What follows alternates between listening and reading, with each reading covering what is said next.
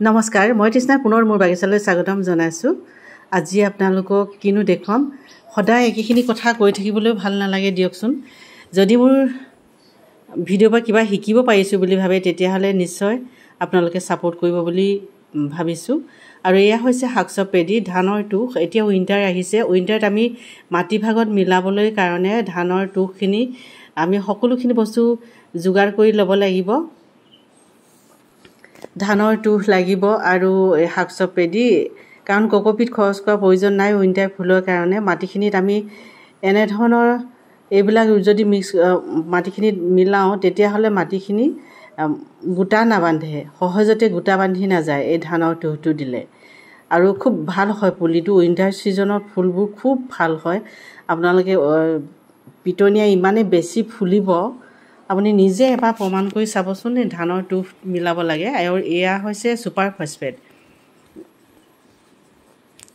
এইখিনি ধানৰ তুষৰ পেকেটবিলাক 10 টকা 15 টকা পেকেটত বিক্ৰী কৰা হৈছে। আৰু এইখিনি হৈছে চৰি ধানৰ তুষবিলাক 10 টকা পেকেট আৰু এই ছুপাৰ ফছফেটবিলাক 20 টকা পেকেট। কাৰণ আমি এইখিনি উইণ্টাৰ ছিজনত ফুলখিনি মিলাবই লাগে। আৰু কক'পিট এনেধৰণৰ ব্লকবিলাক আপোনালোকে পাব। আপোনালোকে এইবোৰ ব্লকবিলাক মাত্ৰ 100 ৰুপিছত ল'বলৈ পাৰিব। 100 ৰুপিজ। ইয়াৰ ব্লকবোৰ দাম হৈছে অনলি 100 ৰুপিজ। আৰু যদি কাৰোবাক কক'পিট লাগে এনেধৰণৰ কক'পিটো পাব, এনে পিচবিলাক পাব। ডাঙৰ ব্লকবিলাকো আছে। ডাঙৰ ব্লকবোৰ সকলোৰে কাৰণে ল'বলৈ অলপ সুবিধা নহয়, সেইটো কাৰণে প্ৰাইচটো বেছি থাকে। আৰু এয়া হৈছে গ্ৰ' পট হয়। উইণ্টাৰ ছিজনৰ ফুলবোৰ ৰুবলৈ ইমান চাইজৰ পটত ৰুলেও আমি ইনকাবিলাক খুব ধুনীয়া হয়, হোৱা দেখা যায়। ইমান চাইজৰ পটত ইনকা ৰুলে আৰু ইন্দ্ৰমালতী ৰুলে খুব ধুনীয়া হয়। আপোনালোকে ৰুই চাবচোন। সেইটো কাৰণে এতিয়া সকলোখিনি বস্তুৱে মজুত ৰাখিব লাগে আমি উইণ্টাৰৰ কাৰণে। আপোনালোকে এতিয়া সকলোখিনি সাজু হ'ব হৈ গ'ল। পটৰ পৰা আদি কৰি মাটি, গোবৰ, কেঁচুসাৰ, যিকোনো বস্তুৱে আমি ৰেডি কৰিবলৈ হৈ গ'ল। আৰু এয়া হৈছে এগ্লনিমা, ভেৰাইটিছ এগ্লনিমা আপোনালোকে পাব। যদি আপোনাক লাগে এগ্লনিমা পাব। আৰু চাকুলেণ্ট পাব, নতুনকৈ আহি আছে বৰ্তমান। আৰু পাব এজেলিয়া পাব, ফুলি থকা এজেলিয়া পাব। আৰু পাব গ্ল'ডিয়াছৰ আলু পাব। আলুবিলাক খুব ডাঙৰ ভেৰাইটিৰ মই আনিছোঁ। আৰু খুব সুন্দৰ ধুনীয়া ভাল ফুল দিব তেতিয়া। সৰু সৰু আলুবোৰ ফুল আপোনাৰ কেতিয়াবা নুফুলে, খুব ষ্টিকডাল চুটি হয়।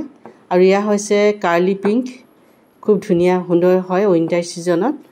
কাৰ্লি পিংক হয়। ইয়াৰ প্ৰাইচ হৈছে অনলি 70 ৰুপিজ।